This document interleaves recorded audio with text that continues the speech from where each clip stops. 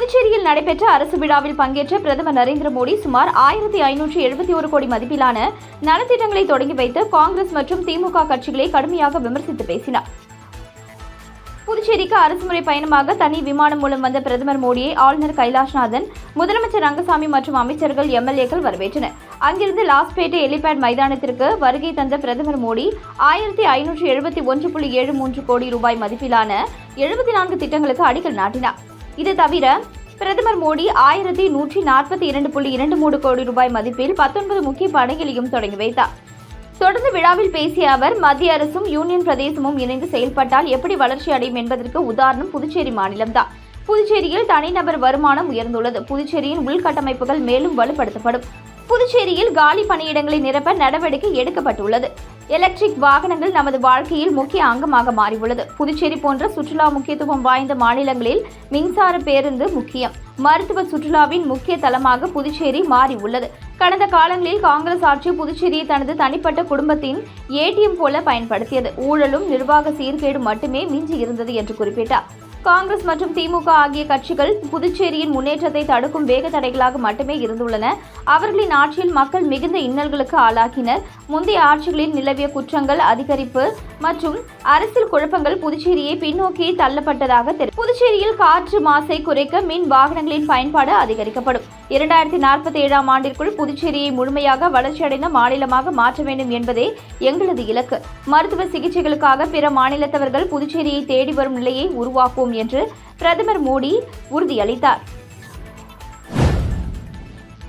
பிரதமர் மோடி முன்பே புதுச்சேரிக்கு மாநில அந்தஸ்து கோரி விழா மேடையிலேயே முதலமைச்சர் ரங்கசாமி பேசியது பரபரப்பை ஏற்படுத்தியது. புதுச்சேரிக்கு அரசுமுறை பயணமாக பிரதமர் மோடி இன்று காலை 11:30 மணியளவில் தனி விமானம் மூலம் சென்னையிலிருந்து புதுச்சேரி லாஸ்பேட்டை விமான நிலையத்திற்கு வந்தார். பிரதமர் மோடியை கவர்னர் கைலாஷ்நாதன், முதலமைச்சர் ரங்கசாமி மற்றும் அமைச்சர்கள், எம்எல்ஏக்கள் வரவேற்றனர். அங்கிருந்து லாஸ்பேட்டை ஹெலிபேட் மைதானத்திற்கு வருகை தந்த பிரதமர் மோடி 1571.73 கோடி ரூபாய் மதிப்பிலான 74 திட்டங்களுக்கு அடிக்கல் நாட்டினார். இது தவிர பிரதமர் மோடி 1142.23 கோடி ரூபாய் மதிப்பில் 19 முக்கிய திட்டங்களையும் தொடங்கி வைத்தார். இதையடுத்து பேசிய முதலமைச்சர் ரங்கசாமி, புதுச்சேரிக்கு மாநில அந்தஸ்து இல்லாதது வலியும் வருத்தமும் அளிக்கிறது. பல ஆண்டுகளாக மக்கள் விரும்பும் கோரிக்கையை 13 முறை சட்டமன்றத்தில் தீர்மானம் நிறைவேற்றி அனுப்பி வைத்திருக்கிறோம் என்று ஆதங்கத்துடன் தெரிவித்தார். பிரதமர் மோடி முன்பே புதுச்சேரிக்கு மாநில அந்தஸ்து கோரி விழா மேடையிலேயே முதல்வர் ரங்கசாமி பேசியது பெரும் பரபரப்பை ஏற்படுத்தியது. பெண்களை தாக்கும் கர்ப்பப்பை வாய் புற்றுநோயை தடுக்கும் வகையில் 14 வயதிற்கு மேற்பட்ட சிறுமிகளுக்கான இலவச HPV தடுப்பூசி திட்டத்தை புதுச்சேரியில் கவர்னர் கைலாஷ்நாதன் துவக்கி வைத்தார். இந்திய அளவில் பெண்களுக்கிடையே 2வது பெரிய பாதிப்பாக கருதப்படும் கர்ப்பப்பை வாய் புற்றுநோயை ஒழிக்க பிரதமர் மோடி ராஜஸ்தானில் அஜ்மீரில் இத்திட்டத்தை நேற்று காலை துவக்கி வைத்தார். அதன் தொடர்ச்சியாக புதுச்சேரியிலும் இம்முகாம் துவக்கப்பட்டுள்ளது.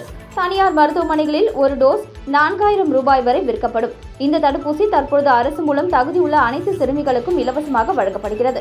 14 வயது முதல் 15 வயதிற்கு உட்பட்ட சிறுமிகள் இந்த தடுப்பூசி முகாம்கள் 3 மாதங்களுக்கு அனைத்து அரசு ஆரம்ப சுகாதார நிலையங்கள் மற்றும் சமுதாய நலவழி மையங்களில் அனைத்து வேலை நாட்களிலும் காலை 9 மணி முதல் மதியம் 1 மணி வரை தடுப்பூசி இலவசமாக வழங்கப்படும். 3 மாதங்களுக்கு பிறகு தடுப்பூசி வியாழக்கிழமைகளில் குழந்தைகளுக்கு வழக்கமாக வழங்கப்படும். இந்நிகழ்ச்சியில் சபாநாயகர் செல்வம், சுகாதாரத்துறை செயலர் சௌத்ரி முகமது யாசின், இயக்குநர் செவ்வேல், தேசிய சுகாதார திட்ட இயக்குநர் கோவிந்தராஜன், பொது சுகாதாரத்துறை துணை இயக்குநர் சமீம் முனிசா பேகம், குடும்ப நல்வழித்துறை துணை இயக்குநர் ஆனந்தலட்சுமி, தகவல் கல்வி மற்றும் தொடர்பு திட்ட துணை இயக்குநர் ரகுநாதன், தேசிய நோய் தடுப்பு திட்ட துணை இயக்குநர் உமாசங்கர், மாணவர்கள் மற்றும் பெற்றோர்கள் என பலர் கலந்து கொண்டனர். இத்தடுப்பூசி மூலம் 99.7% புற்றுநோய் பாதிப்பை தடுக்க முடியும் என்பதால் தகுதியுள்ள அனைவரும் இதை பயன்படுத்திக் கொள்ளுமாறு கேட்டுக் கொள்ளப்படுகிறது. இலவச மனைப்பட்டா வழங்கி 10 ஆண்டுகளாகியும் நிலத்தை அளவீடு செய்து தராததை கண்டித்து கரிக்கலாம்பாக்கத்தில் கிராம மக்கள் சாலை மறியல் போராட்டத்தில் ஈடுபட்டனர்.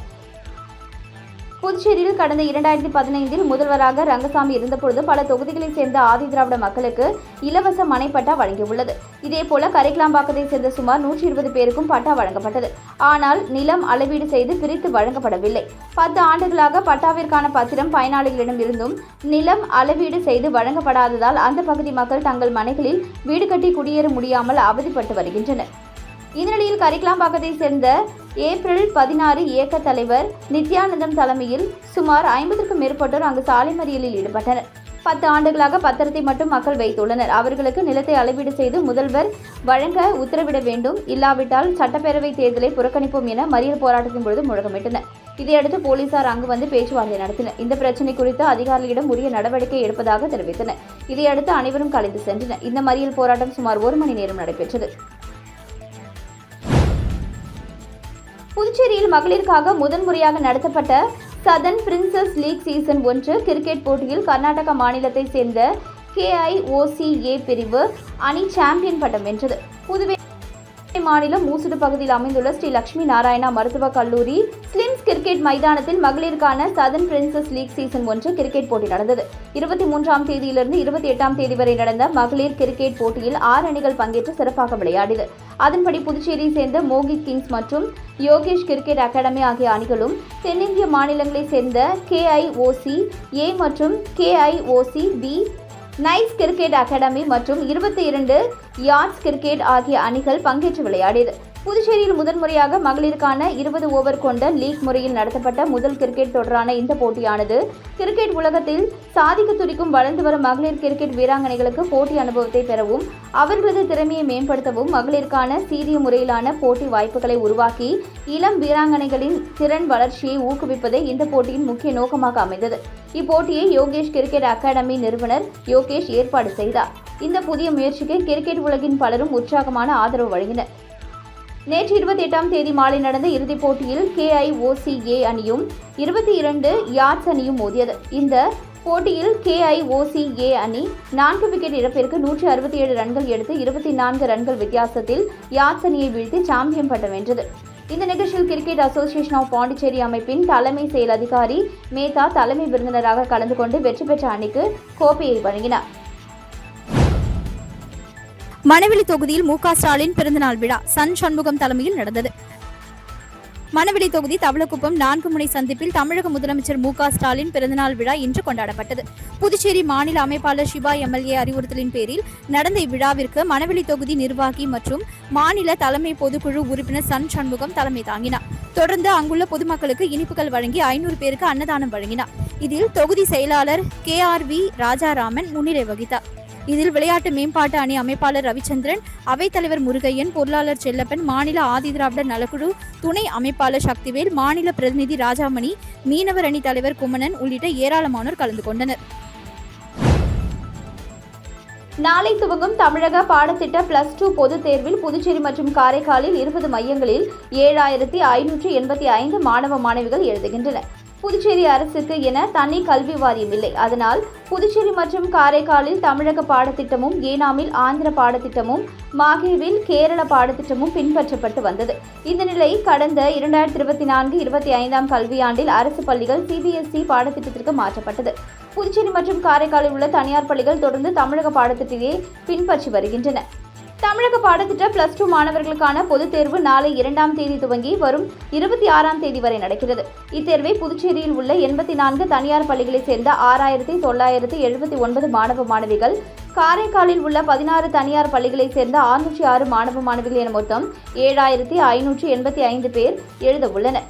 இவர்களுடன் தனி தேர்வர்களாக புதுச்சேரியில் 173 பேரும், காரைக்காலில் 112 பேரும் எழுத உள்ளனர். இவர்களுக்காக பள்ளி கல்வித்துறை சார்பில் புதுச்சேரியில் 20 மையங்களும், காரைக்காலில் 5 மையங்கள் அமைக்கப்பட்டுள்ளது. தேர்வு மையங்களுக்கு வினாத்தாள் கொண்டு செல்வதற்கான புதுச்சேரியில் 6, காரைக்காலில் 2 வழித்தட அலுவலர்கள் போலீஸ் பாதுகாப்புடன் நியமிக்கப்பட்டுள்ளனர். புதுச்சேரி திருக்காஞ்சி ஸ்ரீ கங்கை வராக நதீஸ்வரர் ஆலயத்தில் நடைபெற்ற மாசிமக தேரோட்டத்தில் நூற்றுக்கணக்கான பக்தர்கள் கலந்து கொண்டு தேரை வடம் பிடித்து இழுத்து சுவாமி தரிசனம் செய்தனர். புதுச்சேரி திருக்காஞ்சி ஸ்ரீ கங்கை வராக நதீஸ்வரர் ஆலயத்தின் மாசிமக உற்சவம் கடந்த 19ஆம் தேதி அருள்மிகு ஐயனார் வழிபாடு மன்றம் ஸ்ரீ பொறையாத்தம்மன் வழிபாட்டுடன் தொடங்கியது.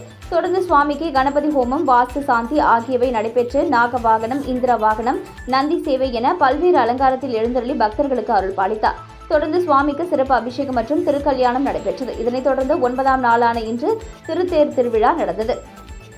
கோவில் வளாகத்திலிருந்து புறப்பட்ட தேரோட்டத்தை அமைச்சர் தேனி ஜெயக்குமார் உள்ளிட்ட பொதுமக்கள் வடம் பிடித்து இழுத்து தொடங்கி வைத்தனர். தேரோட்டம் முக்கிய வீதிகள் வழியாக சென்று மீண்டும் கோவில் பிரகாரத்தை வந்தடைந்தது. இதில் திருக்காஞ்சி மட்டுமின்றி பல்வேறு பகுதிகளைச் சேர்ந்த ஏராளமான பொதுமக்கள் கலந்து கொண்டு பக்தி பரவசத்துடன் சுவாமி தரிசனம் செய்தனர்.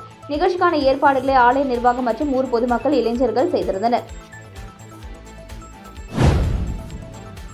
சுற்றுலா பயணிகளை மீன்பிடி படகில் கடலுக்கு ஏற்றி சென்றால் கடும் நடவடிக்கை எடுக்கப்படும் என்று புதுச்சேரி காவல்துறை எச்சரிக்கை விடுத்துள்ளது. இதுகுறித்து கடலோர காவல் நிலைய ஆய்வாளர் தியாகராஜன் மீனவ கிராமங்களுக்கு அனுப்பியுள்ள சுற்றறிக்கையில், வரும் மார்ச் 3ஆம் தேதி மாசிமக திருவிழா நடைபெறுகிறது. இதையொட்டி அனைத்து மீனவ மக்களின் பாதுகாப்பு மற்றும் பொதுமக்கள் சுற்றுலா பயணிகளின் பாதுகாப்பை கருத்தில் கொள்ள வேண்டும். புதுச்சேரி அனைத்து கடலோர மீனவ கிராமங்களைச் சேர்ந்த மீன்பிடி படகு உரிமையாளர்கள் அவர்களுடைய மீன்பிடி படகில் பொதுமக்கள் சுற்றுலா பயணிகளை கடலுக்கு ஏற்றி செல்லக்கூடாது என அறிவுறுத்தப்படுகிறது. தவறும் பட்சத்தில் உரிய நடவடிக்கை மேற்கொள்ளப்படும். எனவே காவல்துறை எச்சரிக்கையை அனைவரும் பின்பற்ற வேண்டும் என்று அதில் தெரிவிக்கப்பட்டுள்ளது. போலி ஆன்லைன் வர்த்தகத்தில் முதலீடு செய்து பாகூரை சேர்ந்த நபர் சைபர் மோசடி கும்பலிடம் 1,23,00,000 ரூபாயை ஏமாந்தார். புதுச்சேரி பாகூரை சேர்ந்தவர் தொடர்பு கொண்ட மர்ம நபர் ஆன்லைன் வர்த்தகத்தில் முதலீடு செய்தால் அதிக பணம் சம்பாதிக்கலாம் என தெரிவித்தார். அதை உண்மை என நம்பி மர்ம நபர் அனுப்பிய ஆன்லைன் வர்த்தக லிங்கில் பல்வேறு தவணைகளாக 1,23,50,000 ரூபாய் முதலீடு செய்துள்ளார். அதன் மூலம் அந்த லாப பணத்தை எடுக்க முயன்ற பொழுது முடியவில்லை. அதன் பிறகே மோசடி கும்பலிடம் பணத்தை இழந்தது தெரியவந்தது. இதேபோல உருவையாரை சேர்ந்தவர் 5,900 ரூபாயும், பாகூரை சேர்ந்தவர் 12,825 ரூபாய் என 3 பேர் சைபர் மோசடி கும்பலிடம் 1,23,68,725 ரூபாயை ஏமாந்துள்ளனர். புகார்களின் பேரில் சைபர் கிரைம் போலீசார் வழக்கு பதிந்து விசாரித்து வருகின்றனர். விருத்தாச்சலம் விருத்தகிரீஸ்வரர் கோவிலின் மாசிமக திருத்தேரோட்ட உற்சவத்தில் ஆயிரக்கணக்கான பக்தர்கள் கலந்து கொண்டு தேரை வடம் பிடித்து இழுத்தனர். கடலூர் மாவட்டம் விருத்தாச்சலத்தில் 3000 ஆண்டுகளுக்கு மேல் பழமை வாய்ந்த ஸ்ரீ அருள்மிகு விருத்தாம்பிகை பாலாம்பிகை உடனுரை விருத்தகிரீஸ்வரர் திருக்கோவிலில் 9ஆம் நாள் திருவிழாக மாசிமக தேரோட்டம் நடைபெற்றது. இதில் விநாயகர், முருகன், விருத்தகிரீஸ்வரர், விருத்தாம்பிகை மற்றும் சண்டிகேஸ்வரர் என 5 தேர்களை பக்தர்கள் வடம் பிடித்து ரத வீதியில் இழுத்து வந்தனர். பின்னர் ஒவ்வொரு தேர்களும் தனது நிலையை அடைந்தது. இந்நிகழ்வில் சுமார் ஆயிரக்கணக்கான பக்தர்கள் கலந்து கொண்டனர்.